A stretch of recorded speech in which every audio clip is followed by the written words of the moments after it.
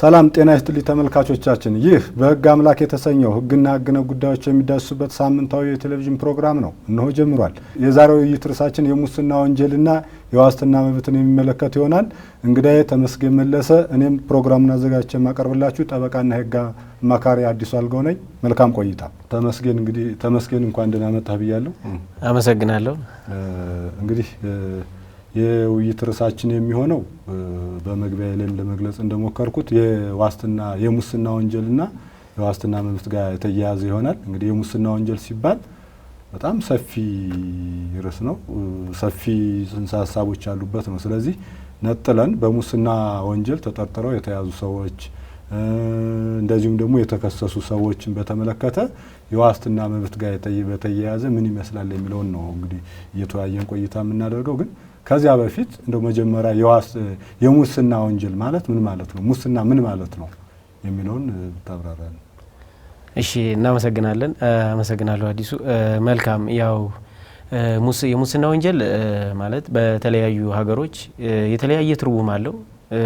ጽንሰ ሀሳቡም በተለያዩ የዘርፉ ምሁራን የተለያየ ትርጉም ይሰጠዋል። ነገር ግን በእኛ ሀገር የሙስና ታሪክ አመጣጥ መሰረት የሙስና ወንጀል በአጠቃላይ አጠር ባለ ሁኔታ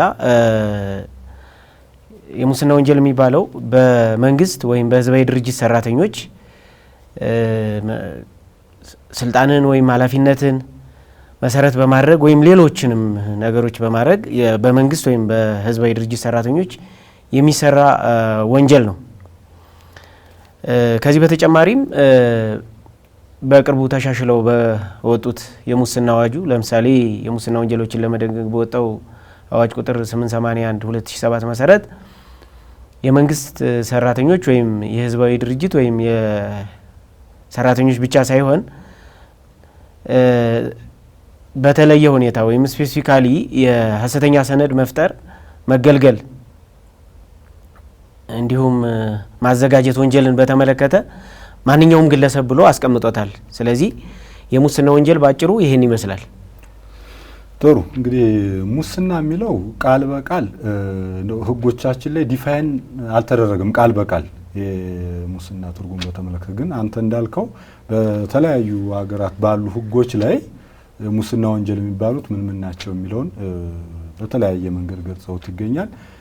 ወደኛ ስንመጣ በአብዛኛው አይተው ከሆነ የተሻለው የጸረ ሙስና ልዩ ስነ ስርዓትና የማስረጃ አዋጅ ቁጥር 882 2007 አይተው ከሆነ የሙስና ወንጀል ማለት ይልና የሙስና ወንጀሎች አዋጅ 881 ላይ የተደነገጉትን የሚመለከት ነው ብሎ ያስቀምጧል። ወደ 881 ደግሞ ስንመጣ አንቀጽ 4 ላይ በዚህ አዋጅ ንዑስ አንቀጽ 2 ላይ የተዘረዘሩ ተግባራት ነው የሙስና ወንጀል ናቸው ብሎ የሚያስቀምጠው። የዚያን አዋጅ ድንጋጌ ደግሞ በግልጽ በደንብ ስታየው ቀጥታ የሙስና ወንጀል ማለት ይሄ ነው ብሎ ዲፋይን ማድረግ ሳይሆን ምን ድርጊቶች ሲፈጸሙ ነው የሙስና ወንጀል ተፈጸመ የሚባለው የሚለውን የሚያመላክትና የሙስና ወንጀሎች ድርጊቱን ነው የሚያስቀጣው። በሙስና ወንጀል የሚያስከሰው የትኛው ድርጊት ነው የሚለውን ነው የሚገልጸው። ዞሮ ህጎቻችን ግልጽ የሆነ ልክ እንደ ሌሎች የህግ ቃላት ሁሉ ግልጽ የሆነ ትርጉም የሰጠበት ሁኔታ የለም። ዞሮ እንግዲህ ያው ሙስና ማለት አጠቃላይ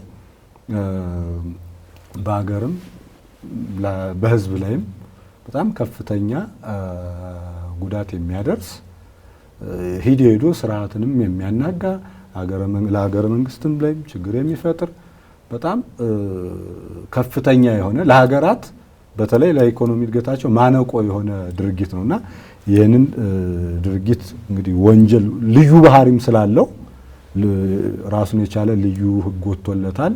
በተለይ ከ1993 ወዲህ ይሄን አዋጅ በመተግበር ሂደትም ስነ ስርዓቱ የሚመራበትም በተመለከተም ምንም እንኳ መደበኛውን የወንጀለኛ መቅጫ ስነ ስርዓት ህግም መጠቀም ይቻል እንደተጠበቀው ነው። ግን ራሱን የቻለ ደግሞ ልዩ ስነ ስርዓት ወጥቶለት በዛ አግባብ እየታየ ያለ ወንጀል ነው በሚል ማጠቃለል እንችላለን። ሌላው ከዚህ ጋር ተያይዞ እንደው ለተመልካቾቻችንም እንደው የሙስና ወንጀል ተብለው ቅድም እንዳልኩ እንግዲህ ይሄ ድንጋጌ በአብዛኛው ሪፈር የሚያደርገው የሙስና ወንጀል የሚባሉት ምን ናቸው የሚለውን ነው። ስለዚህ እዚህ 881 2007 ላይ የሙስና ወንጀል ተብሎ የተቀመጡት ምን ድርጊቶች ናቸው? አሁን በዝርዝር እንምጣ ካል አንዱ ሁለቱ ድንጋጌ ብቻ አንድ ፕሮግራም አይበቃውም። ግን አጠር አድርገን የሙስና ወንጀል የሚባሉት ምን ናቸው የሚለውን ሀሳብ የምትሰጡበት። እሺ መልካም። የሙስና ወንጀሎች ማለት በልዩ ነው። ያው እንደተባለው ከዚህ በፊት እንደገለጽከው የሙስና ወንጀል ልዩ ባህሪ ያለው ወንጀል ነው። አዋጅ ቁጥር 881 ላይ 2000 ዓመተ ምህረት በወጣው ልዩ ሕግ ወጥቶ ዝርዝር የሙስና ወንጀሎችን በዝርዝር አስቀምጦ ይገኛል። ኦልሞስት ከ25 አንቀጾች በላይ ተዘርዝረው ቀርበዋል። ከነዚህ ውስጥ በዋናነት ስልጣንና አላግባብ መገልገል፣ ጉቦ መስጠትም መቀበልም፣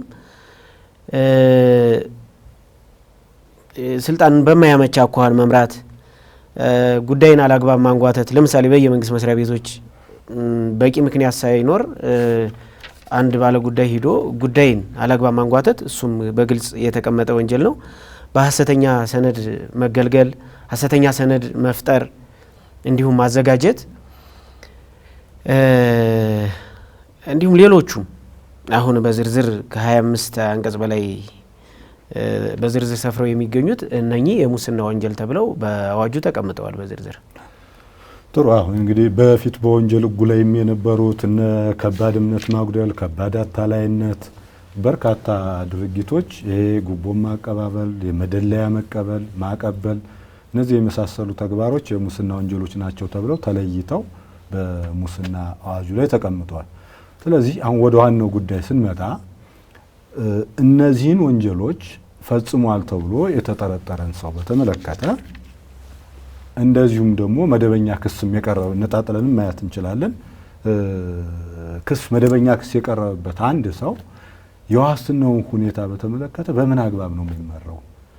ከዚህ ጋር ተያይዞ እንግዲህ እግረ መንገዳችን ስለ ዋስትና ምንነትም አጠር አድርገህ ገልጸህ ግን ምን ይላል አዋጁ አተገባበሩስ የሚለውን በዝርዝር የምንሄድበት። መልካም። ያው ዋስትና ያው እንደሚታወቀው ከትርጉሙ ብንነሳ ምናልባት አሁንም ዋስትናን የተለያዩ ምሁራን የተለያየ የዘርፉ ምሁራን ትርጉም ቢሰጡትም ዋስትና የዋስትና መብት አንድ በወንጀል የተጠረጠረ ወይም የተከሰሰ ሰው የተጠረጠረበት ምርመራ እስከሚጠናቀቅ ወይም በፍርድ የተከሰሰበት ወንጀል ልባት እስከሚያገኝ ድረስ በዋስ ሆኖ እንዲቆይ የሚደረግ የመተማመኛ ሰነድ ነውና ግዴታ ገብቶ የሚወጣበት አካሄድ ነው። ይሄ ደግሞ አውደ ጥበባዊ መዝገበ ቃላት በሚል ትርጉም ሰጥቶት ይገኛል። የዋስትና ትርጉም ባጭሩ ይሄን የሚመስል ከሆነ ዋስትና በዓለም አቀፍ የቃል ኪዳን ሰነዶች አገራችንም ኢትዮጵያ የህግ አካል በህገ መንግስቱ የህግ አካል ያደረገቻቸው ስምምነቶች እንዲሁም የሰብአዊ መብት ድንጋጌዎች እንዲሁም የኢፌዴሪ ህገ መንግስት የወንጀለኛ መቅጫ ስነ ስርዓት ህጋችንም እና ሌሎች ህጎቻችን ልዩ ጥበቃ የሚያደርጉለት መብት ነው። ምንም እንኳን ይሄ ዋስትና መሰረታዊ መብት ማለት ከሌሎች መብቶች ጋር ከነጻነት መብት ጋር ከመንቀሳቀስ መብት ጋር የሚገናኝ መብት ስለሆነ ልዩ ጥበቃ ቢደረግለትም ነገር ግን ይሄ መብት ፍጹም መብት ነው ማለት አይደለም። የዋስትና መብት ሊከለከል ወይም ሊነፈግባቸው የሚገባ ሁኔታዎች አሉ። እነዚህም በሁለት ጠቅለል አድርገን ማየት እንችላለን። የመጀመሪያው ምንድነው? በሁኔታ ወይም ይሄ ጁዲሻል የምንለው ፍርድ ቤቶች ሁኔታዎችን በማየት ዋስትና ሊነፍጉ ወይም ሊከለክሉ የሚችሉበት በወንጀለኛ መቅጫ ስነ ስርዓት ህጋችን አንቀጽ 67 ላይ በግልጽ ሰፍሮ ይገኛል። ይሄ ሲሆን ሌላኛው በህግ ነው። በህግ ማለት በወንጀለኛ መቅጫ ስነ ስርዓት ህጋችን 63 እና እንዲሁም አሁን የውይይታችን መሰረት የሆነው የሙስና የስነ ስርዓት የልዩ ስነ ስርዓትና የማስረጃ ህጉ 882 አንቀጽ 3 ላይ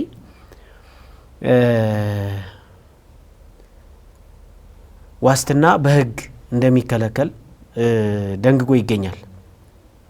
ይህ ማለት ምን ማለት ነው? ነገር ግን እዚህ ጋር በህግ ማለት በህግ ልናየው የሚገባ ጉዳይ በህግ ክልከላ ተደረገ ማለት ለፍርድ ቤቶች ስልጣን የሚሰጥ አይደለም። በሁኔታ እንዲከለክሉ አውቶማቲካሊ ወይም ህጉ ለህግ አውጪው ስልጣን ሰጥቶታል።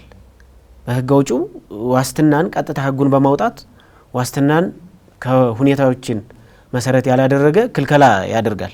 881 የልዩ ስነ ስርዓትና የማስረጃ የሙስና አዋጃችን 882 2007 የወጣው ህገ መንግስታዊ ጥያቄም ይነሳበታል። ማለት ህገ መንግስታዊ ሲባል ምን ማለት ነው? በኢፌዴሪ ህገ መንግስት አንቀጽ 19 ንዑስ ቁጥር 6 ላይ ለፍርድ ቤቶች ነው ስልጣን የሚሰጠው።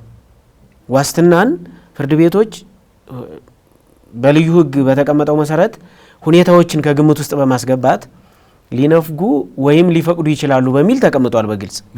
ነገር ግን ወደዚህ አዋጅ ስንመጣ እንዲሁም የስነ ስርዓት ህጋችን 63 የተቀመጡት ድንጋጌዎችን ስናይ ለፍርድ ቤት ስልጣን አይሰጡም። ፍጹም ለህግ አውጪው የሰጡ ህግ አውጪው ነው የሚሰጠው ዋስትናን የመከልከል ውሳኔ የሚሰጠው ማለት ነው። አዎ እነዚህ ወንጀሎች ዋስትና ያስከለክላሉ ብሎ ህግ አውጪው በግልጽ ካስቀመጠ ፍርድ ቤት ምንም ስልጣን የለውም። ያንን ህግ ከመተርጎምና ተግባራዊ ከማድረግ በዘለለ ስልጣን የለውም። ስለዚህ አሁን ህገ መንግስቱ ደግሞ ስልጣን ይሰጣቸዋል ፍርድ ቤቶች በሚል በግልጽ አንቀጽ 19 ንዑስ ቁጥር 6 ላይ ለፍርድ ቤቶች ሁኔታዎችን እያዩ ዋስትና መፍቀድ ወይ መከልከል እንዲችሉ ስልጣን ሰጧቸዋል። ስለዚህ ይህ አዋጅ የህገ መንግስታዊነት ጥያቄ የሚነሳበት ከዚህ አንጻር ነው። ከህገ መንግስቱ ትንሽ ወጣ ያለ ነው። ስልጣን አይሰጥም። ምንም ለህግ አውጪው የሰጠው ነው፣ በህግ አውጪው የሚከለከል ነው። ስለዚህ ይህን ካልን ባጭሩ ዋስትናን በተመለከተ ሌሎች ሀገሮች ይህን ክልከላ ማለት ፍጹም ክልከላ ለፍርድ ቤቶች መሰጠት አለበት በሚል ገልጸዋል። የኛ ሀገርም ያው ይህን ማውጣቱ ያው በህግ አውጪውም በፍርድ ቤትም በሁለቱ ዋስትናን መንፈግ ወይም መከልከል እንደሚቻል ተደንግጎ ይገኛል። ዋስትናን የሚመለከቱ የጸረ ሙስና ማለት ህጎች ታሪካዊ አመጣጥ ስንመለከት በ1993 አዋጅ ቁጥር 239 1993 ሙሉ በሙሉ ቀላልም የሚባሉትን ከባድ የሚባሉ የሙስና ወንጀሎችን ዋስትና ይከለክል ነበረ። ነገር ግን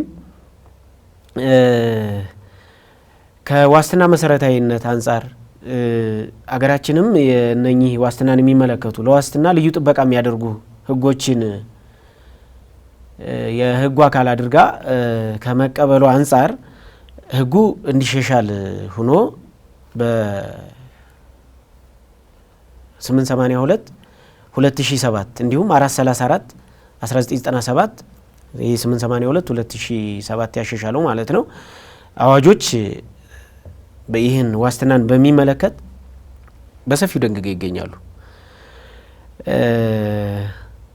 አሁን ወደ በአሁኑ ሰዓት በተግባር ላይ ባለውና ማለት በተግባር ላይ ያለውና በተግባር ላይ እየተጠቀምንበት ያለውን 882 2007 ስንመጣ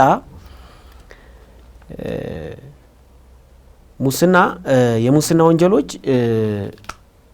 በባህሪያቸው ያው ቀድሞም እንደተገለጸው በባህሪያቸው ዲስትራክቲቭ ኔቸር ወይም ከባድ ከመሆናቸው ወይም በሀገር ላይ በኢኮኖሚ ላይ ያላቸውን ተጽዕኖ ግምት ውስጥ በማስገባት ይሄ ልዩ የስነ ስርዓት ወይም የማስረጃ ህግ በልዩ ህግ ወጥቶ ስነ ስርዓቱም እንዳለ ሆኖ መሪዎቹ በወንጀለኛ መቅጫ ስነ ስርዓት ያሉ መሪዎች ሌሎች እንዳሉ ሆነው በልዩ ሁኔታ ይሄ ሊወጣ ችሏል። ነገር ግን ይህ አዋጅ ለምሳሌ ከ10 ዓመት በላይ የሚያስቀጣ ከሆነ ዋስትናን ያስከለክላል። በቃ አውቶማቲካሊ ማንኛውም በሙስና ወንጀል ተጠርጥሮ የተያዘ ወይ ደግሞ የተከሰሰ ሰው የተከሰሰበት ወይም የተጠረጠረበት ወንጀል 10 ዓመትና ከዚያ በላይ የሚያስቀጣ ከሆነ እንደዚሁም ከዚሁም በተጨማሪ ደግሞ ከዛ በታች ነው ከ4 ዓመት እስከ 10 ዓመት የሚያስቀጣው ነው ተደራራቢ ከሆነና ቅጣቱ ተደምሮ እስከ 10 ዓመት የሚደርስ ከሆነ 10 ዓመትና ከዛ በላይ የሚያስቀጣ ከሆነ የዋስትና መብት ይከለክላል ነው። በቃ በመርህ ደረጃ በፊት የነበረው አዋጅ ማንም ሰው በሙስና የተጠረጠረ ሰው ዋስትና መጠየቅ አይችልም። ከዛ እያለ እየተሻለ ደግሞ መጥቶ አሁን ያለው ሁኔታ ግን በመርህ ደረጃ በሙስና የተጠረጠረም ሰው የዋስትና መብቱ ይፈቀድለታል። ነገር ግን በልዩ ሁኔታ እነዚህ ቅድም በተጠቀስናቸው ቅጣት የሚፈጸም ከሆነ ደግሞ የዋስትና መብት ይከለከላል ብሎ ነው በግልጽ የሚያስቀምጠው። አሁን እዚህ ጋር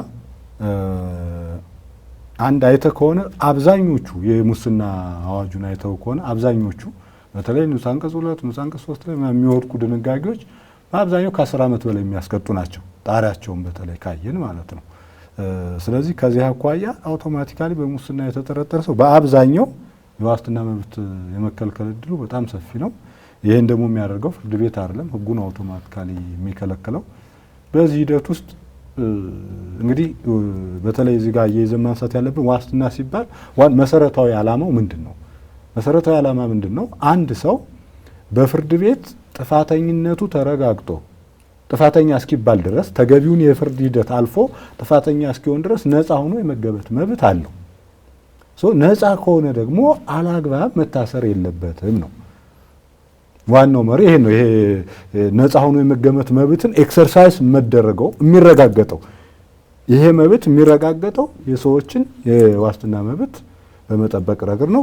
በልዩ ሁኔታ የሚከለከልበት እንዳለው ነው። አውቶማቲካሊ ግን በዚህ ህግ መሰረት መከልከሉ በተግባርም እየታየ ስለሆነ ማለት ነው በጣም ብዙ ችግሮችን እየፈጠረ ያለበት ሁኔታ ነው ያለና ከዚህ ጋር እየይዘ ሀሳብ እንድሰጥበት የምንፈልገው ነገር አንደኛ 10 ዓመት ሲባል ጣሪያውን ነው መነሻውን ነው መድረሻውን ያው ለተመልካቾቻችን ማለት ነው። ሁለተኛ ተደራራቢ ወንጀል ሲልስ መነሻ 4 ዓመት መድረሻ 10 ዓመት ብሎ ደግሞ ያስቀምጠው አለ። እሱን በተመለከተ ጣሪያውን ነው መነሻውን ነው የሚለውን ተደምሮ የሚለው እሱን ምን ሀሳብ ነው ያለው? መልካም አመሰግናለሁ። ያው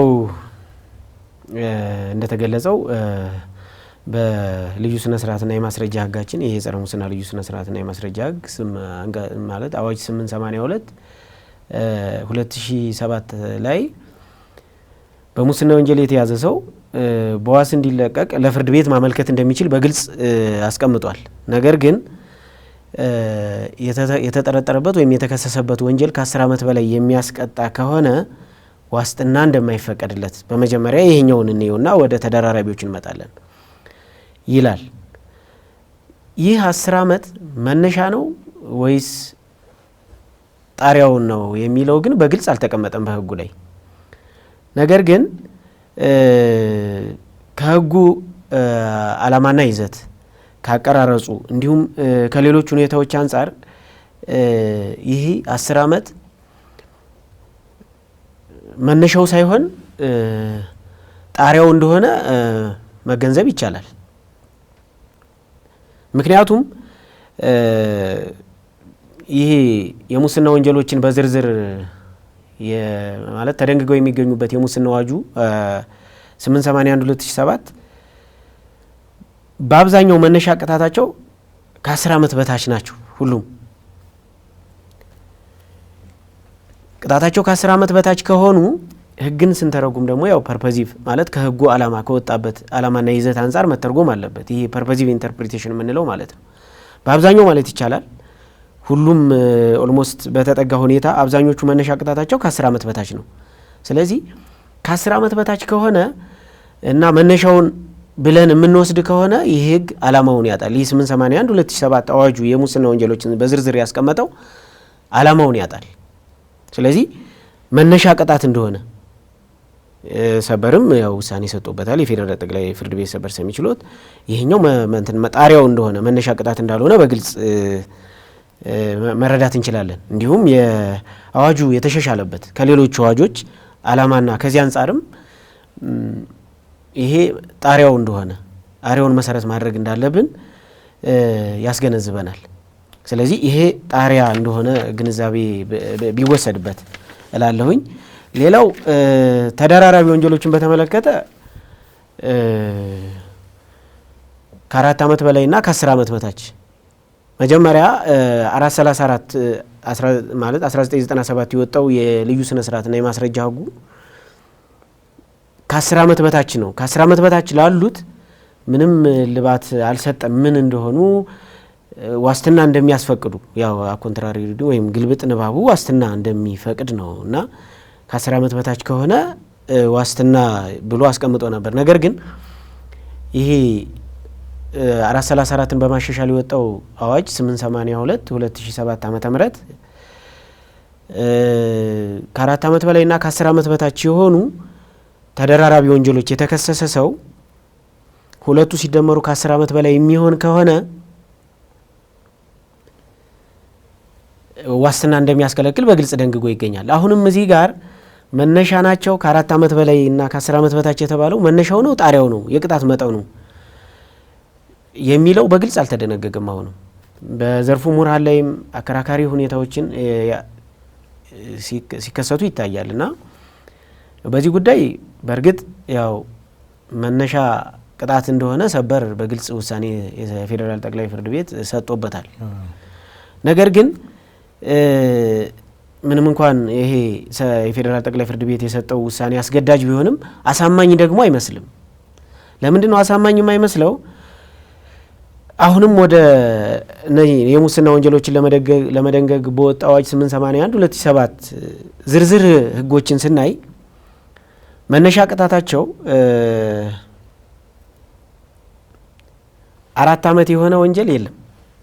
በሁሉም አንቀጾች ላይ መነሻ ቅጣት የለም። እንዲሁም መነሻ ቅጣታቸው ምንም ይሁን ምን ጣሪያው ግን ከ4 ዓመት በላይና ከ10 ዓመት በታች የሆኑ በአዋጁ ብዙ አንቀጾች አሉ። ኦልሞስት ከ21 አንቀጾች በላይ መነሻ ቅጣታቸው ከ4 ዓመት ጣሪያቸው ከ4 ዓመትና ከ10 ዓመት በታች የሆኑ አሉ። ከዚህ አንጻር ስናየው እንዲሁም ይሄ ቅድም ፐርፐዚቭ ኢንተርፕሪቴሽን ወይም ከህጉ ማለት ይዘትና ዓላማ አንጻር አተረጓጎም ዘዴን የህግ አተረጓጎም ዘዴን አንጻር ስናየው ይሄ የሰበር ውሳኔ ትንሽ ከዚህ ወጣ ያለ ውሳኔ ነውና በእኔም አረዳድ ብዙ ሰዎችም እንደሚረዱት ይሄኛው ማለት ከሰበር ውሳኔ የተለየው መነሻ ሳይሆን ጣሪያ እንደሆነ ነው የምገነዘበው እኔ። በነገራችን ላይ በተለይ ይሄ እንደው ከዚህ ጋር ተያይዞ ማንሳት እንፈልገው ከተደራራቢ ወንጀል ጋር እኮ አሁን ሙስና ላይ ብቻ አይደለም። የፌዴራል ጠቅላይ ፍርድ ቤት ሰበር ሰሚ ችሎት በሁለት መዝገቦች ላይ አስታውሳለሁ። መዝገቦቹ ከታክስና ጉምሩክ ጋር የተያያዘ ነው። የክሶቹን ብዛት አንደኛው መዝገብ ላይ 10 አንደኛው መዝገብ ላይ 8 ምናምን አካባቢ ነው። አንደኛው 8 አንደኛው ላይ 6 ነው። ግን መንግስት ያጣው ብዙ ኢኮኖሚያዊ ጥቅም አለ። የሰዎቹ የተከሳሾች ኢኮኖሚያዊ አቅም አለ። በጣም ከተለያየ አንግል መርምሮ እዛ መዝገብ ላይ ዋስትና ሲከለክል ተደራራቢ ወንጀልን ዋስትና ለመከልከል እንደ ምክንያት ሲያደርገው የወሰደው ተደራራቢ ወንጀል የምትለዋን ብቻ አይደለም። ከዛ ባለፈ አንድ ሰው የዋስትና መብታቸው ቢፈቀድ የሰዎቹ አቅም ከሀገር ሊወጡ የሚችሉበት፣ ሁለተኛ የመንግስት ደግሞ ወደ አንደኛው መዝገብ ላይ ካልተሳት ወደ 50 ሚሊዮን ምናምን አካባቢ አለ መንግስት የሚያጣው ማለት ነው። እነዚያን ሁሉ ያያያዙን ሁኔታ መጀመሪያ ሲያዙ የነበረበት ሁኔታ ተጠርጣሪ ተከሳሾቹ በጣም ብዙ ነገሮችን ከተለያየ አቅጣጫ መዝኖ ስለዚህ እነዚህን ከግምት ውስጥ አስገብና ተከሳሾቹ ከቀረበባቸው ተደራራቢ ክስ አኳያ ክሱም ተደራራቢ ከመሆኑ አኳያ ቅድም የነገርኩን ፍሬ ነገሮች ከግምት ውስጥ አስገብቶ በዋስትና ቢወጡ ላይቀርቡ ይችላሉ በሚል የዋስትና መብትን ነፈገ። የስር ፍርድ ቤት ይግባኝ ተብሎ ይግባኙ ጸና። ምንድነው አንዳንዴ ከባድ ከሆኑ ተደራራቢ ወንጀሎችን ታሳቢ ተደርጎ ዋስትና ሊከለከል የሚችልበት እድል አለ በሚል ተወሰነ። አሁን እሱን እንዳስገዳጅ ውሳኔ ተወስዶ በተለይ በአቃቤ ዋስትና መቃወም ሲፈልግ ሁለቱም እንግዲህ ተደራራቢ ከተባለ አንድና ሁለትና ከዚያ በላይ ከሆነ ተደራራቢ ነው የምትለው የዋስትና የነፈግልኝ ጥያቄ ይቀርባል። ፍርድ ቤቶችን በጣም ብዙ ችሎት ላይ ያስተዋልኩ ነው። አሁን መሰረታዊ የሆነ የዋስትና መብት እየተከለከለ ያለበት ሁኔታ ነው ያለ። እና ተደራራቢ ወንጀል ጋር በተመለከተ ጠቅላይ ፍርድ ቤቱ የደረሰበት ድምዳሜ በእነዚያ መዝገቦች ላይ እኔ በግሌም የሚነቀፍ ነው ብዬ አልወስድም፣ ዲቴል አይታቸው ከሆነ መዝገቦቹ። ነገር ግን ያንን መነሻ አድርጎ ደግሞ አሁን በሁለትም በሶስትም ክስ የተከሰሰን ሰው የትራፊክ አደጋ ለምሳሌ ካለ ንብረት ሊወድም ይችላል፣ የሞተ አንድ ሰው ሊኖር ይችላል፣ የንብረት ጉዳት ሊኖር ይችላል። 3 ክሶች ይመጣሉ ማለት ነው። በዚህ 3 ክሶች ስላሉበት የዋስትና መብቱ ይከለከላል። ማን የሚጠቀሱ መዝገቦች ማን ናቸው? እነዚያ መዝገቦች ናቸው። በተለይ እንደዚህ ፖለቲካ ነክ ወንጀል ላይ በቃ በጣም ማለት ከጠቅላይ ፍርድ ቤቱ ከደረሰበት ድምዳሜ መነሻ ማለት ዓላማ ውጪ በሆነ መልኩ ከህጉም ዓላማ በወጣ ሁኔታ በጣም መሰረታዊ የሆነ የዋስትና መብት የተነፈገ ያለበት ሁኔታ ነው ያለ። ወደ ሙስና ወንጀል ስንመጣ እንግዲህ እልባት ያገኙ ጉዳዮች አሉ። በተለይ ጣሪያ ነው የትኛው ነው መነሻው ነው መድረሻው ነው መያዝ ያለበት የሚለውን እሱ እንዳልከው እስካሁን በጣም አጨቃጫቂ ነበረ። የተለያዩ ችሎቶች የራሳቸውን የተለያየ ትርጉም እየሰጠ በተመሳሳይ ድንጋጌ በተመሳሳይ ወንጀል የተከሰሱ ሰዎች አንደኛው ችሎት ላይ እየተፈቀደ አንደኛው ችሎት ላይ እየተከለከለ የነበረበት ሁኔታ ነው ያለ። ግን ውስጥ አሁን የሰበሩ ሰሚ ችሎቱ ያን ግልጽ ትርጉም ከሰጠበት በኋላ የህገ መንግስታዊነቱ ጥያቄ እንዳለ ሆኖ ግን አትሊስት ዩኒፎርም የሆነ አሰራር እየዳበረ ያለበት ሁኔታ ነው ያለ። ግን አሁንም እዚህ ጋር አያይዘህ እንድታነሳ የምፈልገው የዋስትና ክርክር በሚቀርብበት ሰዓት አቃቤ ህግ ዋስትና ይቃወማል። ከዛ ምንድነው የሚደረገው? ፍርድ ቤቱ የተከሰሰበት ለምሳሌ መቃወሚያ ይቀርባል። ከመቃወሚያው ከድንጋጌው ማኳያ በዚህ ድንጋጌ ልከሰስ አይገባኝም፣ ስለዚህ ዋስትና አሁን ዋስትና በሚያስከለክል ድንጋጌ መከልከል አግባብ አይደለም የሚሉ መቃወሚያዎች ይቀርባሉ፣ ዋስትና መብቱን በመጠየቅ ረገድ ማለት ነው። በዚህ ሂደት ውስጥ አሁን የዳበረው አሰራር ምንድነው? ፍርድ ቤቶች ይሄ የተነሳው የመቃወሚያ ነገር ማስረጃ ከተሰማ በኋላ ብይን የሚሰጥበት በመሆኑ እየተባሉ ይታለፋሉ። ከታለፈ በኋላ ግን ማስረጃ ተሰምቶ እንደተባለው ድንጋጌ እየተቀየረ ደግሞ እንደገና ዋስትና መብት የሚፈቀድበት ሁኔታ አለ። እሱንስ እንዴት ነው የምታየው?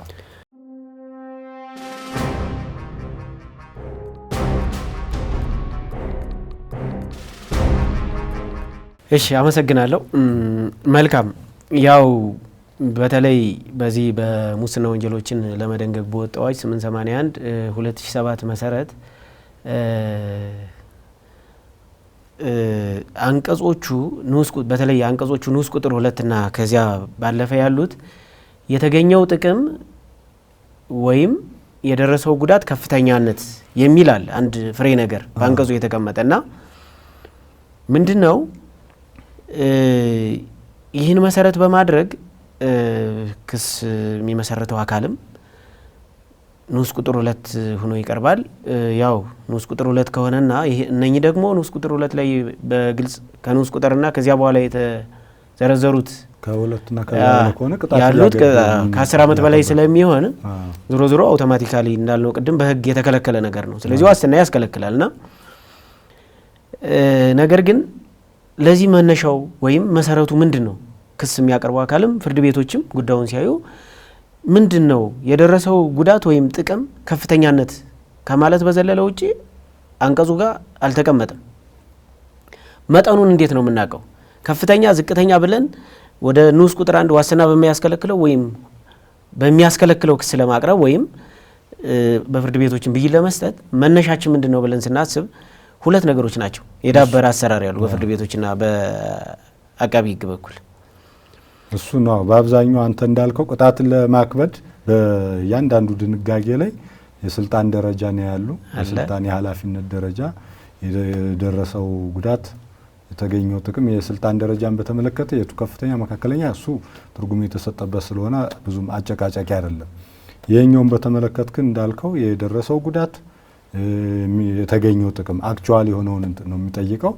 ግን ስፔሲፊካሊ የተገኘው ጉዳት ከፍተኛነት ነው። የተገኘው ጥቅም ከፍተኛነት፣ የደረሰው ጉዳትና ከፍተኛነት ይላል። ከፍተኛ የሚባለው ምንድነው? ከየት ጀምሮ ነው? ስንት ነው የሚለው እንዳልከው አዋጁ ላይ የተቀመጠ ነገር የለም። በሂደት ግን የዳበሩ ነገሮች አሉ። እስኪ እነሱን አሳፍስጥበት። እሺ አመሰግናለሁ። አሁንም በድጋሚ እነኚህ ምንድነው መነሻቸው? የመጀመሪያው ምንድነው ይሄ የፌዴራል ጠቅላይ ፍርድ ቤት ከጥፋተኝነት በኋላ ቅጣትን ለመወሰን የወጣው የቅጣት መመሪያ ነው። መመሪያ ቁጥር 2/2006 ስልጣንን አላግባብ መገልገል በመደበኛ ህጋችን በወንጀል ህጋችን 407 ላይ የሙስና አዋጅን ስልጣንን አላግባብ መገልገልን መሰረት አድርጎ ከ100 ሺህ ብር በላይ ከፍተኛ ነው ወይም ከባድ ሊባል የሚችል ነው በሚል ያስቀመጠው አለ። ይህን መሰረት በማድረግ ነው የመጀመሪያው። ነገር ግን ይህን ስናየው ይህ ማለት ከጥፋተኝነት በኋላ ቅጣትን ለመወሰን የወጣ የአሰራር መመሪያ ወይም ፕሮሲጀራል ሎው አይነት ነገር ስነ ስርዓታዊ ህግ እንጂ ሰብስታንሲቭ ህግ ወይም መሰረታዊ ህግ አይደለም። ይህን መሰረት አድርጎ ይህን ፍሬ ነገር ለማቋቋም ይሄ መመሪያ ቁጥር 2/2006 በግልጽ ከ100 ሺህ ብር በላይ ያለ ከባድ ወይም ጉዳቱ ከባድ ነው ወይም የተገኘው ጥቅም ከባድ ብሎ ስላስቀመጠ በሚል በአናሎጂ ወይም በይሆናል የስነ ስርዓት ህጉን ይሄ ፕሮሲጀራል ህግ ብዬ ነው ማምነው እኔ ማለት ፕሮሲጀራል ህግ ነው። ስለዚህ ይህንን ወደዚህ ማምጣቱ ያውም ደግሞ ስልጣንን አላግባብ መገልገል የሚመለከት ብቻ የወጣን መመሪያ በሌሎቹ ለሁሉም በሙስና አዋጁ ለተዘረዘሩ የሙስና ወንጀሎች በማምጣት ፍሬ ነገሩን ማቋቋም 100 ሺህ ብርና ከዚያ በላይ ከሆነ ያው ንዑስ ቁጥር 2 ነው ክስ በተለምዶ የዳበረ አሰራር ክስ የሚቀርበው እና ይህ ህጋዊ አይደለም። መጀመሪያ ፍርድ ቤቶችም ክስ ሲቀርብ በወንጀለኛ መቅጫ ስነ ስርዓት ህጋችን የወንጀል ዝርዝሩና ክሱ መጣጣም እንዳለበት በግልጽ መጣጣም እንዳለበት ተደንግጎ ይገኛል። ስለዚህ መቃወሚያ ሲቀርብ ወደፊት በማስረጃ ይመዘናል ከማለት ይልቅ ይሄ ያንቀጹ ማቋቋሚያ ፍሬ ነገር የህግ መሰረቱ ምንድነው? መሰረት የለውም። ስለዚህ ከባድ ብሎ ለንዑስ ቁጥር 2 ላይ ወይም 3 ላይ ለማስቀመጥ የተገኘው ጥቅም ወይም የደረሰው ጉዳት ከባድ ነው ብሎ ለማስቀመጥ የህግ መሰረት የለውም። ፍሬ ነገሩን አያቋቁምም። ያው በወንጀል ህጋችን አንቀጽ 23 መሰረት ሶስቱ ነገሮች የሞራል ማቴሪያልና ሌጋል ኤሌመንቶች መሟላት አለባቸው። ስለዚህ ሌጋል ኤሌመንት ያልተሟላ መሆኑን ግንዛቤ በመውሰድ ክሱ እንዲሻሻል ማድረግ አንዳንዴ የከፍተኛ ፍርድ ቤት ላይ የተወሰኑ ችሎቶች ላይ ማለት በተግባር እንደዚህ አይነት ነገር እየታየ ነው። ምንም እንኳን የሰበር ውሳኔ ያው የፍሬ ነገርን በተመለከተ ወደፊት ማስረጃ ከተሰማ በኋላ የሚታይ ነው በማለት በተደጋጋሚ የተወሰነ ውሳኔ ቢኖርም ነገር ግን ይህን ሌጋል ኤሌመንቱን ወይም ፍሬ ነገሩን የአንቀጹን ለማቋቋም ራሱ የህግ መሰረት የለም። ምክንያቱም ይሄ መመሪያ ፕሮሲጀራል ህግ ነው። ለዚህም ተግባራዊ ሊሆን የሚገባው አይደለም። ሌላው እንደ መነሻ ተደርጎ ለዚህ ከፍተኛ ጥቅም ወይም ጉዳት ደርሷል የሚል እንደ መነሻ የሚወሰደው ይሄ በጸረ ሙስና ኮሚሽን የምርመራና አቃቢ ህግ ዳይሬክቶሬት 2002 ላይ የወጣ የፕሮሲጀራል ማኑዋል ወይም የአሰራር ማኑዋል አለ። እሱ ምንድነው ከ100 ሺህ ብር በላይ ብሎ አስቀምጧል በግልጽ። እሱም ይህ ደግሞ ማኑዋል ነው ማለት ማኑዋል ህግ ነው ወይ እንደገና ፕሮሲጀራል ነው ወይ? በመርህ ደረጃ ያው አንድ ሰው ሊቀጣ የሚችለው ያው በወንጀል ህጋችንም በወንጀለኛ መቅጫ ስነ ስርዓት ህጋችንም እንደተቀመጠው በግልጽ በወጣ ህግ ነው፣ በግልጽ በተደነገገ ህግ ነው ሊቀጣም ሊከሰስም የሚችለው። ስለዚህ በመሰረታዊ ህግ ወይም በሰብስታንሲቭ ህጉ ላይ በግልጽ ይሄ ባልተቀመጠበት ንዑስ ቁጥር 2 ብሎ በከባዱ ያውም መሰረታዊ የሆነው የዋስትና መብት በሚከለክል መንገድ ምክንያቱም በንዑስ ቁጥር 2 ተከሰው ከዚያም በኋላ አመት 2 አመት ከተከራከሩ በኋላ ነጻ የሚባሉ አሉና ክስ የሚያቀርበው አካልም ሆነ ፍርድ ቤቶች እዚህ ጋር ትኩረት ቢደረግ ማለት የመጀመሪያ ደረጃ መቃወሚያ ሲቀርብም ፍሬ ነገር ሳይሆን ህጉ ራሱ መጀመሪያውኑ ንዑስ ቁጥር 2 ላይ ማለት የሙስና ወንጀሎች ለምሳሌ ስልጣንን አላግባብ ብንል እነኚህን ነገሮች መሰረት አድርጎ የቀረበው ህጉን መሰረት ያደረገ አይደለም። በ23 መሰረትም የሌጋል ኤሌመንቱን ያሟላን በሚል ሁኔታዎቹ በአግባቡ እንዲቀርቡ ክስ እንዲሻሻል ቢደረግ ክስ አቅራቢ አካልም ክሱን በአግባቡ ሁኔታዎችን አይቶ እንዲቀርብ ቢሆን ነው ምለው። የዳበረው አሰራር ያው እነኚህን መሰረት አድርጎ ነው። መሰረቶቹ እነኚህ ናቸው። ሌላው እሱ እንደተጠበቀ ሆኖ እንደው ይሄ የቅጣት አወሳሰብ መመሪያውን ብንወስድ አሁን የወጣው መቼ ነው? 2006 ነው። አሁን ላይ ስንት 2017 ነው ያለው። ኦልሞስት ወደ 11 ዓመት አካባቢ ሆኖታል ይሄ መመሪያ ከወጣ። በዛን ጊዜ የነበረው የገንዘብ የብር የመግዛት አቅምና አሁን ያለው የገንዘብ የመግዛት አቅምስ ታሳቢ መደረግ የለበትም ወይ? ምክንያቱም አሁን 100 ሺህ ብር ያኔ በነበረው እንትን ከፍተኛ ብር ተብሎ 100 ሺህ ብር ጉዳት ያደረሰ ካለ ወይ 100 ሺህ የተጠቀመ ሳለ ከፍተኛ ጉዳት አድርሷል ወይ ከፍተኛ ጥቅም አግኝቷል ብትል በወቅቱ ከነበረው የኢኮኖሚ ሁኔታ የብር የመግዛት አቅም ጋር ተያይዞ ከፍተኛ ልትለው ትችል ይሆናል። ያው ራሱን የቻለ ሌሎች መመዘኛዎች እንዳሉ ነው። ከዛ ባለፈ ግን አሁን ላይ 100 ሺህ ብርን እንደ ከፍተኛ ጉዳት ወይም ከፍተኛ ጥቅም ብሎ መደንገጉስ ከፌርነስስ አኳያ በተለይ ደግሞ አሁን ካለው የኢኮኖሚ ደረጃ አኳያስ አግባብ ነው ወይ? መልካም። ያው አዋጁ በእርግጥ ማለት ይሄ መመሪያ ቁጥር 2/2006 ኢቭን የሙስና አዋጁ 881 2007 አይደል ይወጣ። ከዚያ በፊት ይወጣ ነው። በእርግጥም አጠያይቅነቱ አንተ ያልከው እንደተጠበቀ ሆኖ ከዚያ በፊት ይወጣ ነው ተግባራዊነቱ።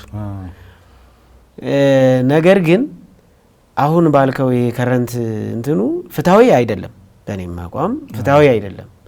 ፍትሃዊ ያልሆነበት ምክንያት ምንድነው? ቀድሞ ይወጣ ነው እንደው ተግባራዊ አይደለም እንጂ ቀድሞ ያቀረብናቸው ምክንያቶች እንደተጠበቁ ሆነው ተግባራዊ ነው ቢባል እንኳን 100 ሺህ ብርና 101 ሺህ ብርና በ101 ሺህ ብር በደረሰ ጉዳት ወይም በተገኘ ጥቅም ላይና በ100 ሚሊዮን ብር እኩል ተከሰው ዋስትና ተከልክለው ፍትሃዊ ነው አይደለም። ለማህበረሰቡም ለሌላውም ትንሽ የፍትሃዊነት ጥያቄም ያስነሳል። ታማኒነትንም ትንሽ ጥያቄ ውስጥ የሚያስገባ ነው። ፍትሃዊ አይደለም። ከዚህ ጋር በተያያዘ ጫማና መኪና አንድ ጫማና አንድ መኪና ያሰረቀን ሰው እኩል መቅጣት ያክል እውነት ነው። ይህን አስመልክቶ ግን አሁን ማለት ቅርብ ጊዜ በተለይ ከፍተኛ ፍርድ ቤት ያው የሙስና ወንጀልም ከፍተኛ ፍርድ ቤት ላይ ስለሚጀመርም ስልጣኑም የከፍተኛ ፍርድ ቤት ስለሆነ ጥሩ ዲቨሎፕመንት አለ በተወሰኑ ችሎቶች ላይ። ምንድነው ይህን ገንዘብ ከወቅታዊ ከረንት ቫልዩ አንጻር በማየት 100 ሺህ ብር ቀላል ሊባል የሚችል አይነት ነገር ነው የሚል ውሳኔ በተደጋጋሚ ተሰጥቷል። እንደውም ይባስ ብሎ ቅርብ ጊዜ እኮ የፌዴራል ጠቅላይ ፍርድ ቤት ውሳኔ ሰጥቷል። ምንድነው 203 ሺህ ብር የሚል ነው ባለሰሳት 203 ሺህ ብር ከባድ ሊባል የሚችል አይደለም በማለት አስገዳጅ የህግ ትርጉም ሰጥቶበታል። ግን እሱ ራሱ ነው አሁን ይሄ የፌዴራል ጠቅላይ ፍርድ ቤት ሰበር ሰሚ ችሎትም እኮ ኦሬዲ ምናልባት እስከዚህ እስከ 203 ሺህ ያለውን በተመለከተ ከባድ ሊባል አይገባም የሚል አቋም ተይዞ እንዳስገዳጅ ውሳኔም እየታየ ያው ሰበር ሰሚ ችሎቱ የሚሰጠው ውሳኔ አስገዳጅም ስለሆነ በስር ፍርድ ቤቶች ላይ ሊተገበር ይችላል። ከዛስ በላይ የሆነስ አሁን ወጥ የሆነ ስፔሲፊክ የሆነ ነገር መኖር የለበትም ወይ? እውነት ነው። በተለይ አሁን ያለንበትን የገንዘብን የመግዛት አቅም ታሳቢ ባደረገ መልኩ መውጣት የለበትም። ምክንያቱም አሁን እዚህ ጋር 203 ብዙ አይደለም የሚል አቋም ያዘ። ኦኬ 300 400 ሺህ መልካም ያው ያለው ነው እንግዲህ 101 እና 100 ሚሊዮን ብር አሁን ባለው አይነት ነገር አሰራር እየተሰራበት ያለ ይሄ ነው። ነገር ግን ከፍትሃዊነት አንጻር ፍትሃዊ የሆነ ውሳኔ ፍትሃዊ የሆነ ክስ እነኝን ከማቅረብ አንጻር 100 ሺህ ብር ከባድ ሊባል የሚችል አይደለም። ይሄ ብቻ አይደለም። ከዚሁ ሳንወጣ በአብዛኛው ኦልሞስት ከጉቦ አንቀጽ 25 ሙስና 881 2007 አንቀጽ 25 ንዑስ ቁጥር 4 ላይ ከተቀመጠው ውጪ የደረሰ ጉዳት ወይም ጥቅም ነው የሚለው። የደረሰ ጉዳት ወይም ጥቅም አክቹዋል ዳሜጁ ነው እዚህ ጋር ማለት ወይም አክቹዋል የተገኘውን ጥቅም ነው የሚደነግገው። ነገር ግን ጉቦ ላይ በተለየ ሁኔታ በማቀድ በተስፋ ፕሮሚስ የገባንም ሌሎችንም ደንግጎ ይገኛል። ሌሎች አንቀጾች ግን አክቹዋል ማለት በተጨባጭ የደረሰውን ጉዳት ነው በግልጽ የሚያስቀምጡ። ነገር ግን ለምሳሌ የመሬት ሙስና፣ ለሐሰተኛ ሰነድ መገልገል፣ አንድ ሰው ሐሰተኛ ሰነድ አዘጋጅቶ ወይም ፈጥሮ ወይም የተዘጋጀውን የተፈጠረውን ለመገልገል ባንክ ሂዶ ለመዝረፍ ሙከራ አድርጓል፣ ግን አልተሳካም። የሐሰተኛ ሰነድ መሆኑ ታወቀ። ወይም አንድ በመሬት ማለት አላግባብ መሬትን ወሯል ወይም መዝብሯል የተባለ ግለሰብ በሙስና ወንጀል ተከሶ መሬቱ ወደ መንግስት ካዘና ወይም መሬት ባንክ እንደገባ ህጉ ማለት ክሱም አመላካች ቢሆን ክሱ ላይ የወንጀሉ ያው ንዑስ ቁጥር 2 ከባድ በሚለው ነው ክሱ ወይም የቀረበው። ነገር ግን የወንጀሉ ዝርዝር ላይ መሬት ባንክ እንደገባ ወይም በገና በቅድ ላይ እንደቀረ በሙከራ ደረጃ እንደቀረ አመላካች ከሆነ አንቀጹ በግልጽ በተጨባጭ የደረሰ ጉዳት ነው የሚለው በተጨባጭ። ስለዚህ ይህን ትርጉም ማለት ከዚህ ወጣ ባለ መንገድ በተጨባጭ ያልደረሰውንም መሬት ባንክ ገብቶ እያለ ክስም ይቀርባል። ያው ክስም ቀርቦ በፍርድ ቤትም በፍርድ ሂደት ላይ አንዳንዴ እናያል፣ በችሎቶችም እንደዚህ አይነት ነገር ይንጸባረቃል።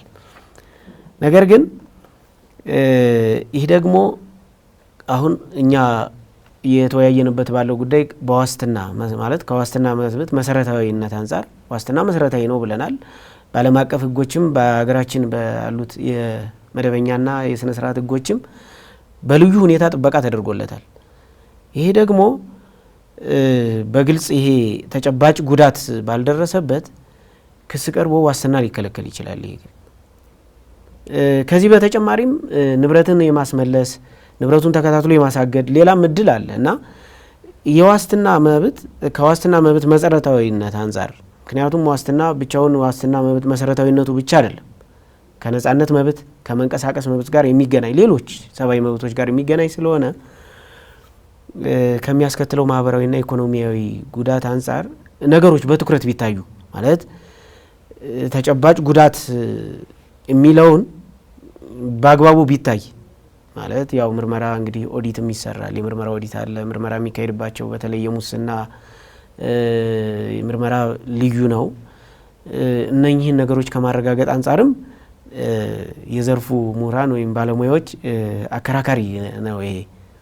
ስለዚህ ከዋስትና መብት መሰረታዊነት አንጻር ይህም ግምት ውስጥ ቢገባ ምክንያቱም ከጉቦ እንዳልኩት ከጉቦ ወንጀል ውጪ በተጨባጭ ለደረሰ ጉዳት ወይም ለተገኘ ጥቅም ነው ሌሎቹ አንቀጾች በግልጽ አስፍረው የሚገኙ። ስለዚህ ይህም ከግምት ውስጥ ገብቶ እንዲሁም ከዚህ በፊት የተወያየንበት መመሪያ ቢወጣለት ማለት የደረሰው ጉዳት ወይም ጥቅም ከፍተኛነት መጠኑ በተግባር ማለት ግልጽ የሆነ ምክንያቱም እነዚያ የቅጣት ማንዋል መመሪያው ፕሮሲጀራል ህግ ነው። ግልጽ የሆነ ህግ ወይም ሌላ ነገር የሚመለከተው አካል ማለት ትኩረት ውስጥ አስገብቶ እልባት ቢሰጠው። ምክንያቱም ዋስትና ተከልክሎ ያው አውቶማቲክ ነው የሚከለክል። ቅድም እንደተወያየንበት ከ10 ዓመት በላይ ከሆነ ይከለክላል። የሙስና ወንጀሎች ደግሞ አብዛኞቹ ንዑስ ቁጥር 2 እና ከዚያ በላይ ያሉት ከ10 ዓመት በላይ ስለሆኑ ዋስትናን አውቶማቲካሊ ያስከለክላሉ። ስለዚህ ልዩ ትኩረት ቢሰጠው እላለሁኝ በእኔ በኩል። ጥሩ ያው እንግዲህ ቅድም ብለዋል፣ ዋስትና በጣም መሰረታዊ መብት ነው። በተለይ አሁን እኛ ይህንን ህግ በአብዛኛው እኛ ብቻ አይደለም ከተለያየ አንግል ትችቶች ይቀርቡበታል። የሙስና ወንጀልና ከዋስትና መብት ጋር በተያያዘ ማለት ነው። ምንድነው የሚሆነው? አንደኛ አሁን የወንጀል የምርመራ ቴክኒካችን እስካሁን ባለው ሂደት ውስጥ ገና ብዙ ይቀረዋል። ሙስና የሚባለው ወንጀል ደግሞ በባህሪው በጣም ውስብስብ ነው። ወረታታ የሚፈጸመውን በመንግስት ነው። የመከላከል ኃላፊነቱም ደግሞ ያለው በመንግስት ነው። በዚህ ሂደት ውስጥ ትክክለኛ ወንጀለኞች ባልተያዙበት ሁኔታ ሌሎች ሰዎች በተሳሳተ ጥርጣሬ አብረው ሊከሰሱ ይችላሉ። ይሄ የሚሆነው ሆን ተብሎ ሳይሆን የምርመራ ሂደታችን በተለይ ከዚህ ከሙስና ወንጀል ውስብስብነት ባህሪ አኳያ ከመዘንከው ብዙ የሚጎለው ነገር ስላለ ነው። አቃቤ ሕግም የቀረበለትን ማስረጃ አይቶ ያው የሚዘጋቸው እንዳለ ሆኖ በአብዛኛው የምናየው ስለሆነ ብዬ ነው ክስ ይመሰረታል። ክስ ተመስርቶ በዚህ ድንጋጌ መሰረት ዋስትና ይከለከላል፣ ማረሚያ ቤት ይገባሉ። የሚቀርበው የክስ ብዛትና የችሎቶች የባለሙያ ተመጣጣኝነት ይሄ ምንም ግልጽ ነው። በጣም ብዙ የሙስና ወንጀል መዝገቦች አሉ። ይሄን የሚያዩ ችሎቶች ውስን ናቸው፣ ይሄን የሚያዩ ዳኞች ውስን ናቸው። ኬዙ በባህሪው ደግሞ የሙስና ወንጀል በባህሪው ጊዜ የሚወስድ ነው፣ የፍርድ ሂደቱን በተመለከተ ማለት። ስለዚህ ለተራዘመ እስር ዋስትናቸው ተከልክለው ይታሰራሉ። አንድ ሰው የዋስትና መብቱ ተከልክሎ ሲታሰር የአካል ነጻነቱን ብቻ አይደለም የሚያጠው፣ ሊተኩ የማይችሉ በጣም በርካታ የሆነ ኢኮኖሚያዊ፣ ማህበራዊ እና ስነ ልቦናዊ ችግሮች ያጋጥሙታል። እሱ ብቻ አይደለም፣ በስሩ ይተዳደሩ የነበሩ ቤተሰቦቹ ይበተናሉ። በጣም ብዙ ችግሮች ነው የሚያጋጥሙት። በዚህ ሂደት ውስጥ የጤናም ችግር የሚታወቅ ነው። እንግዲህ ብዙ ጊዜ አይተህ ከሆነ ያው እዚያ ስለማጠፋ በፊት አንተ አቃቤ ሕግ ላይ እያለ ሙስና ችሎት ላይ ስለነበር ከአሁንም የሙስና ኬዞችን ስለምትይዝ ያው ታውቃቸዋለህ ብዬ ገምታለሁ። አይተህ ከሆነ ምንም የማያውቁ ሴቶች ወይ ባሎቻቸው የሆነ ወንጀል ይፈጽሙና አካውንታቸው ላይ ገንዘብ ያስገባሉ። ምንም ሳያውቁ ተይዘው ይገፋሉ። አውቶማቲካሊ የዋስትና መብታቸው ይከለከላል። ሕፃን ልጅ አዝለው ነው። እዛ ቤት ደግሞ ሌላ ሕፃናት ልጆች ይኖራል። ከሆነ ጊዜ በኋላ ነጻ ይላቸዋል ፍርድ ቤት። ብዙ አጋጥመዋል። ነገር ግን በዚያ ሂደት ውስጥ የዋስትና መብታቸው ተከልክሎ በእስር በሚቆዩበት ሂደት ውስጥ የሚደርሱባቸውን ምስቅልቅሎች ሊተካው አትችልም። በተለይ ደግሞ በእኛ ሀገር የፍትህ ስርዓት እንደምታውቀው ይሄ በፎልስ አኩዜሽን በሐሰተኛ ክስ በተሳሳተ ክስ ታሰረ ሰው ደረሰብኝ የሚለውን ጉዳት ካሳ የሚጠይቅበት የህግ ስርዓት እስካሁን ግልጽ በሆነ መልኩ አልተዘረጋም። ስለዚህ ያንን ጉዳት በምንድን ነው የምትክሰው? በምንም አትክሰውም። ሰው እንደዚያ ሲሆን ያንን ለመከላከል መደረግ ያለበት አንደኛ የምርመራ ሂደቱን በጣም ማዘመን፣ አቃቤ ሕግም ወደ ክስ ከመመስረቱ በፊት በጣም በጥልቅ ከፖሊስ የሚመጡ የምርመራ መዛግብቶችን በጥልቅ ማየት መመርመር መቻል አለበት። ከዛ ባለፈ ግን ከዛ ጎን ለጎን አሁን ፍርድ ቤቶች ተይዘዋል። ኦልሬዲ ቶርች ማለት እዚህ ጉዳይ ላይ ፍርድ ቤቶችን ልትወቅስ አትችልም፣ ህጉ ስለሚከለክለው ማለት ነው። ስለዚህ ይሄን ለማስቀረት እኔ ህጉም ቢሻሻል ብዬ አምናለሁ። በነገራችን ላይ አንደኛ አይተው ከሆነ ደግሞ በተጨባጭ አሁን እንግዲህ የፒቲ ኮራፕሽን እና የግራንድ ኮራፕሽን ይባላል። ለፍርድ እየቀረበ ያለው 90% ምናምን በላይ ዳታ ቢሰራ በእርግጠኝነት ፒቲ የሚባሉ ኮራፕሽኖች ትንንሽ ታች ያለው እንጂ ግራንድ ኮራፕሽኑ በደንብ ተመርምሯል ብዬ አላምንም።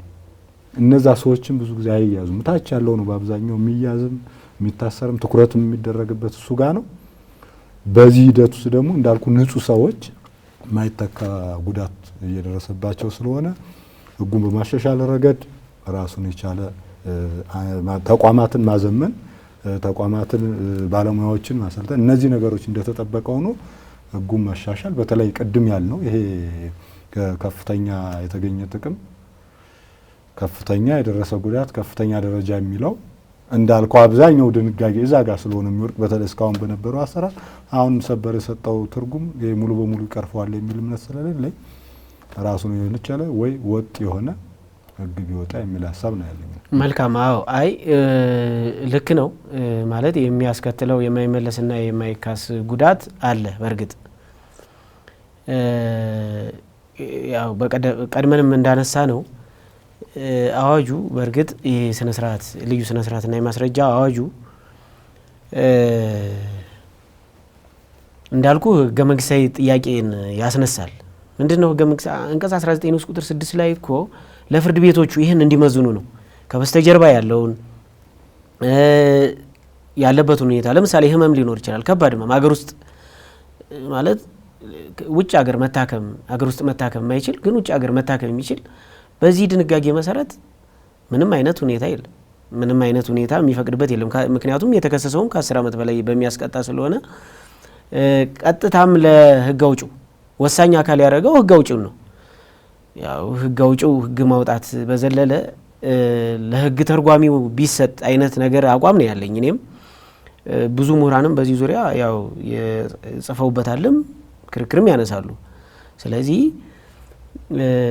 እንደተባለው አዋጁ ማለት እነኚህን ግምት ውስጥ ያስገባ እንዲሁም ህገ መንግስቱን ያማከለ እንዲሆን ማሻሻያ ቢቀርብበት እንዲሁም ደግሞ ትኩረት ቢሰጠው።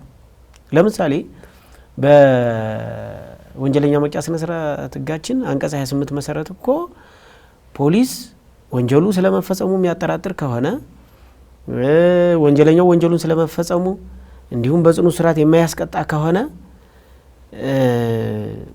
በዋስ ይለቃል ማለት መልቀቅ ይችላል። በ28 መሰረት ማለት ስልጣንም ሰጥቶታል ለፖሊስ ህጉና ምንድነው የሙስና ወንጀል ከሆነ ግን ይህንን ውሳኔ ለመወሰን ብዙ ጊዜ አይታይም፣ ማለት ድፍረት አይታይምና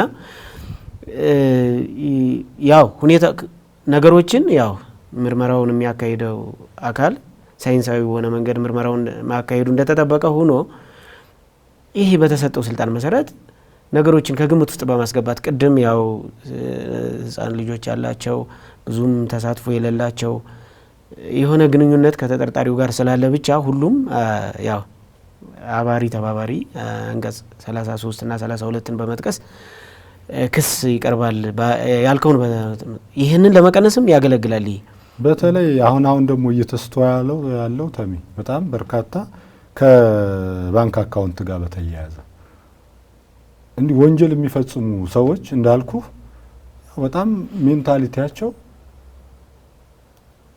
ጥልቅ የሆነ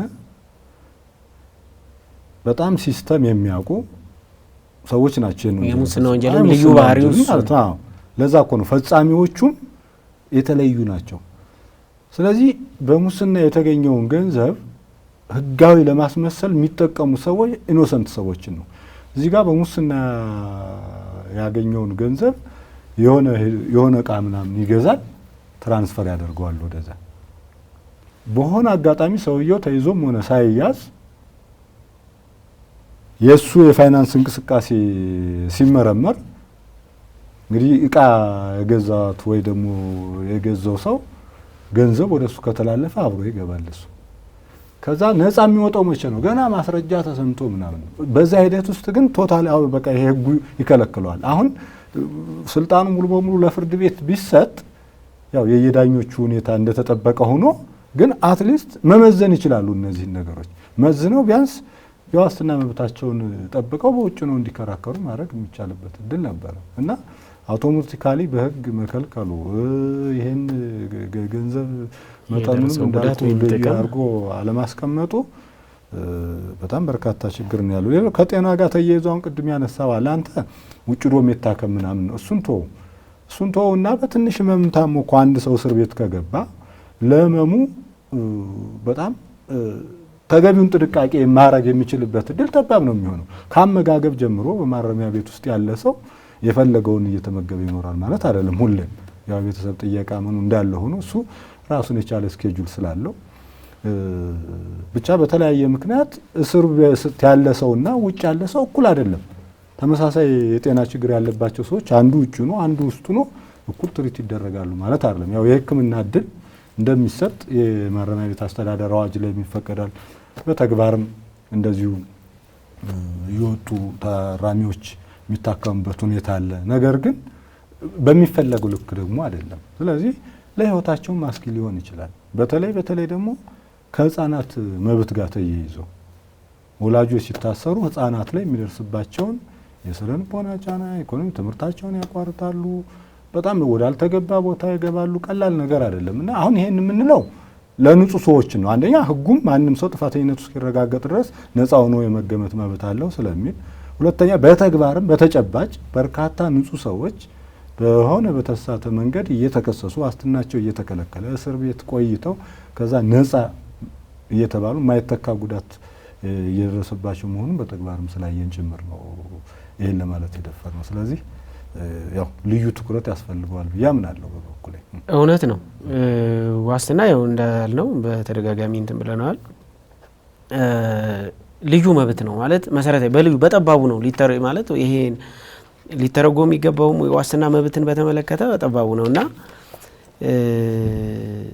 በተለይ ደግሞ የሙስና ላይ በሙስና የተጠረጠረ ወይም የተከሰሰ ሰውን በሚመለከት ትንሻው ከጉዳዩ ውስብስብነት ከምርመራው ውስብስብነት ማለት ጊዜ ይፈጃል ማለት ከሌሎቹ በጣም ልዩ የሚያደርገው በምርመራው ሂደትም ቢሆን በክርክር ሂደትም ቢሆን ጊዜ ይፈጃል። ግልጽ ነው ማለት ሰፊ ነው እንዳልከው ባለስልጣን ሊሆን ይችላል፣ አቅሙ ባለው ሰው ሊሆን ይችላል፣ እውቀቱ ባለው ሰው ሊሆን ይችላል። ምክንያቱም የሙስና ልዩ ባህሪውም እነዚህ መገለጫዎች ስለሆኑ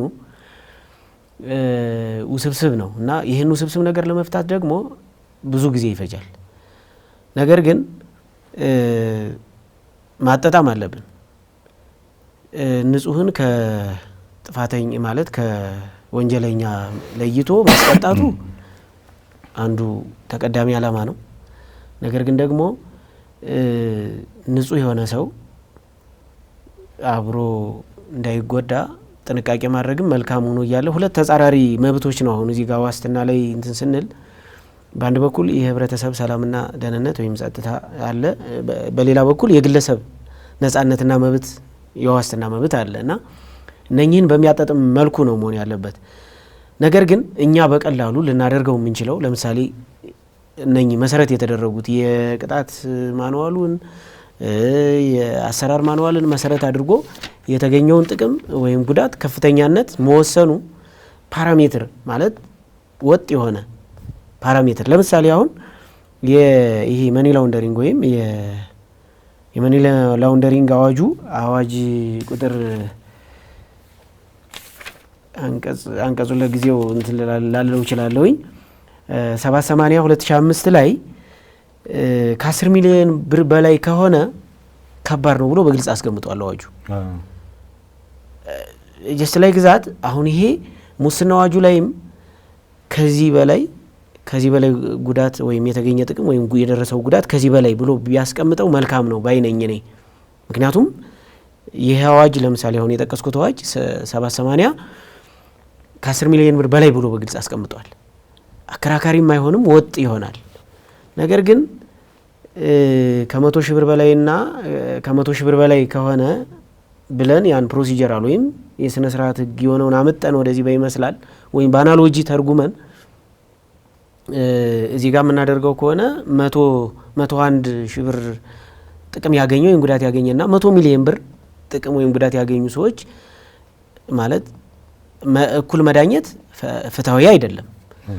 ስለዚህ ከዚህ አንፃር ይሄ ቢሸሻል። ሌላው ደግሞ ያው እንዳልኩ በፍርድ ቤቶች ማለት በልዩ ህጉ የተቀመጠው እንደተጠበቀው ነው። ለፍርድ ቤቶችም ለህግ አውጪው ሳይሆን ለፍርድ ቤቶች ለህግ ተርጓሚ ለሆኑት ለፍርድ ቤቶች ስልጣን ቢሰጥ ተሻሽሎ ስልጣን ቢሰጣቸው፣ ምክንያቱም ያለውን ነገር በአግባቡ ይመዝናሉ፣ ሁኔታዎችንም ያያሉ። ስለዚህ መሰረታዊ የሆነ የዋስትና መብትም በአግባቡ ይጠበቃል የሚል እምነት አለኝ እኔ። ስለዚህ ከዚህ አንፃር እነኚህ ክፍተቶች ቀድመን የተወያየንባቸው ክፍተቶች አሉ በሙስና አዋጁ ላይ። በእርግጥ የሙስና አዋጁ ያው ከሁኔታዎች አንፃር በተደጋጋሚ ተሻሽሏል። ነገር ግን አሁንም ቢሆን ያልነው ቅድም ያነሳ ነው የከረንት ቫልዩ የገንዘብ የመግዛት አቅም አሁን 100 ሚሊዮን ያልነውም ያው አብዴት ቢደረግ ማለት እየተሻሻለ ቢሄድ እነኚህ ነገሮች ቢስተካከሉ ፌር ይሆናል። መሰረታዊ የሆነውን የዋስትና መብትም እኛ የህጋችን አካል ካደረግናቸው ዓለም አቀፍ ስምምነቶች ወይም ዓለም አቀፍ የሰብአዊ መብት ድንጋጌዎች ጋርም አጣጥመን ለመሄድ ያስችለናል። በተለይ ማለት በትርጉም ደረጃ ልዩ ተልእኮ እንደተሰጠ የፍትህ አካል እንዲሁም እንደ መንግስት አካል ደግሞ ፍርድ ቤቶችም ሆነ አቃቢ ሕግ ማለት ፍትህ ሚኒስቴር ክስ ሲቀርብም ሆነ የቀረበው ክስ ደግሞ ለፍርድ ቤቶች ሲቀርብ ይሄ ዋስትና የሚያስከለክሉ ወንጀሎች ሲቀርቡ በትኩረት ቢታይ ማለት ክስ የቀረበበት አግባብ ክሱና ወንጀሉና የወንጀሉ ዝርዝር መጣጣሙን ከወንጀል ሕግ አንቀጽ 23 መሰረት ቢታይ እነኚህ ነገሮች ቢደረግ አቃቢ ሕግም የቀረቡለትን የምርመራ መዛግብት በአግባቡ ምርመራውን ቢሆን ከሁኔታዎች አንጻር እንዳልኩ ምርመራ ላይ እያለም በ28 ሁኔታዎችን አጣርቶ የማጣራት ነገር ሕጉ በግልጽ ስላስቀመጠ የማጥራት ነገር ቢሰራ ላለሁኝ እኔ አጭሩ ጥሩ ያው ባጭሩ እንግዲህ የሙስና ወንጀል የዋስትና መብትን በተለይ በአፈጻጸም ረገድ ከፍተኛ ችግር እየፈጠረ ያለ መሆኑን እንዳልከው በአንድ በኩል የሀገርና በነገራችን ላይ በጣም ሀይ ኮራፕትድ የሚባሉ እንትኖች አገር እስከ ማፍረስ የሚደርሱበት ታሪክ አጋጣሚ አለ። የሰላምን ከማወክ በኢኮኖሚ ላይ የሚደርሰው ቀጥታ ከኢኮኖሚ ባለፈ ሌሎች ተጓዳኝ ጉዳቶችም አሉ። ስለዚህ ሙስና ከባድ ወንጀል ነው። እሱ የሚካድ ነገር አይደለም። እሱ እንደተጠበቀ ሆኖ ግን ዞሮ ዞሮ በዚህ ሂደት ውስጥ ደግሞ ንጹህ ሰዎችም አብረው እንዳይቀጡ ከዋስትና ጋር በተያያዘ ያለው ነገር ልዩ ትኩረት ተሰጥቶት የተለያዩ የማሻሻያ እርምጃዎች ቢወሰዱ የሚል መልእክት ነው የሚያለኝ። እንግዲህ ቆንጆ ውይይት ነበር። አመሰግናለሁ አዲስ። አመሰግናለሁ። ተመልካቾቻችን ከሙስና ወንጀልና የዋስትና መብት ጋር ተያይዞ ከጠበቃና የሕግ አማካሪ ተመስገን መለሰ ጋር ያደረግነው ውይይት ይህን ይመስል ነበር። ከውይይታችን በርከት ያሉ ትምህርታዊ መረጃዎችን እንደምታገኙ ተስፋ እናደርጋለን። ቀጣይ በሌላ ርዕሰ ጉዳይ እስክንገናኝ ድረስ ቸርን ሰንብት።